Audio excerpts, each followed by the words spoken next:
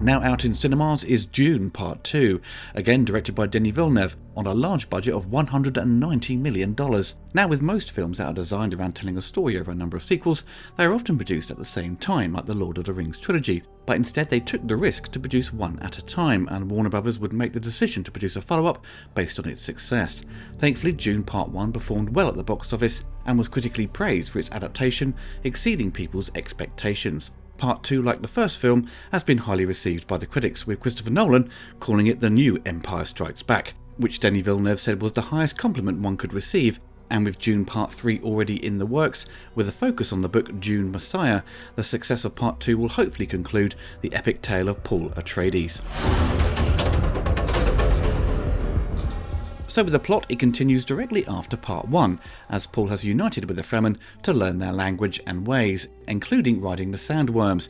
He desires to help them take back their world and seek revenge for those who plotted and killed his father. Paul's visions of the future is still unclear as he becomes closer to Chani. His mother, Lady Jessica, has become Reverend Mother of the Fremen, and her daughter, still unborn, has started communicating with her, as they both plan to convince many of the Fremen who remain unfaithful to the prophecy. The Harkonnens are struggling to mine the spice from the constant attacks, and the Baron is getting more frustrated as he brings in his other nephew, Fade Rothra, to solve the problem. The Emperor of the known universe, Shaddam IV, has been informed of the issues on Arrakis, and his hand has been forced to step in and deal with the Fremen and their new leader.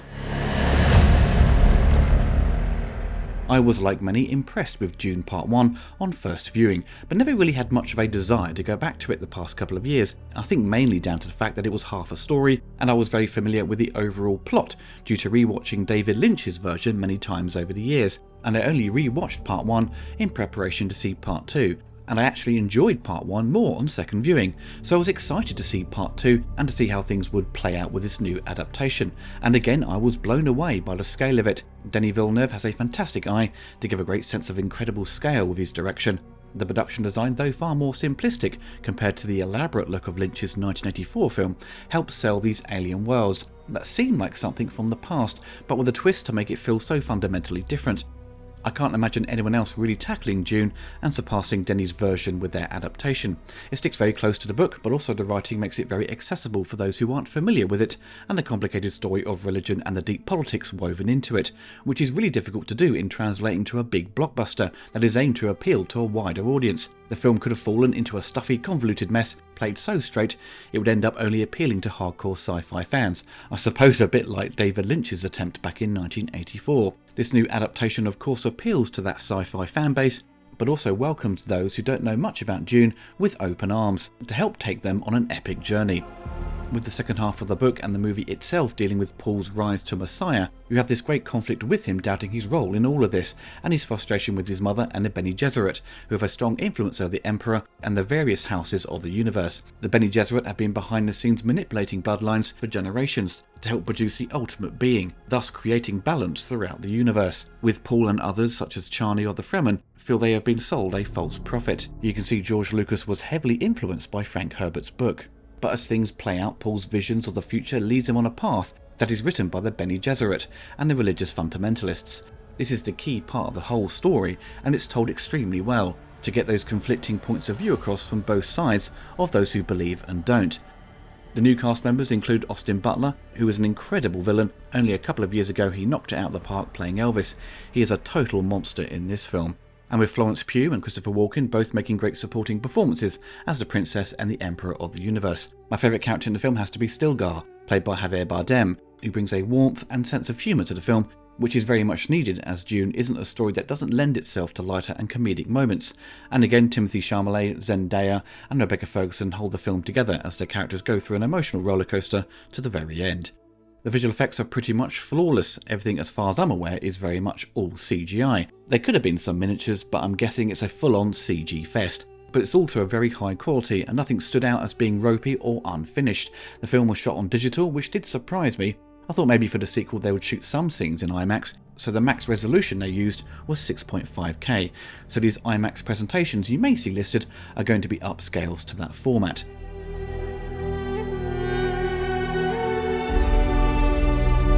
Hans Zimmer did a great job on Part 1, and he also produced tons of music outside of the film that was released separately, as he was such a huge fan of the book. For the sequel, the main theme is between Paul and Chani. It's essentially their love theme that is played out slowly throughout the movie and then builds up. It works really well and is used to incredible effect by the end. We have the original main theme returning with the heavy drums and the woman screaming over the sound mix that stood out from what I recognised. The rest of the music successfully serves the purpose of providing enough score to drive the story and threat of the villains.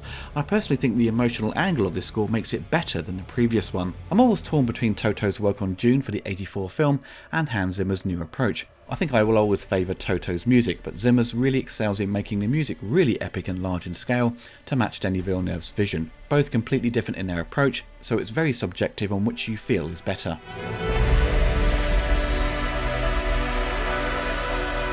If you loved part 1 of Dune, you are bound to see this and wouldn't need someone to persuade you. But if you felt a bit underwhelmed by part 1, I think part 2 will certainly change your mind, as it offers far more meat to the story. But I'm also aware that Dune isn't for everyone. You may find the religious and political angle of the story uninteresting. As many filmmakers have borrowed from Dune over the decades, you may feel like you've seen it all before, but you have to remember this is the original source material, and it's accompanied by incredible visuals and performances. Author Frank Herbert's work on Dune is seen as just as important as Tolkien's on Lord of the Rings, and what is also important to remember is that we are getting an intelligent, well-told blockbuster that is often rare. Most of the big blockbusters that dominate the summer aren't designed this way, so I highly welcome more films like this that have something to say, not in a way to ram a message down our throats, but make us think and reflect upon our own beliefs and how we choose our own path. What also helps is having all of this wrapped up in an epic sci-fi world that is fraught with danger and adventure. So in all, I highly recommend Dune Part 2, bring on Part 3.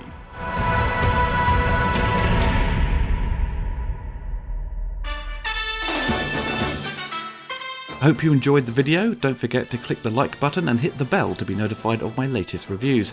Big thanks to my patrons and YouTube members for supporting the channel. If you want to get involved and gain access to exclusive videos and take part in Q&As, follow the link below.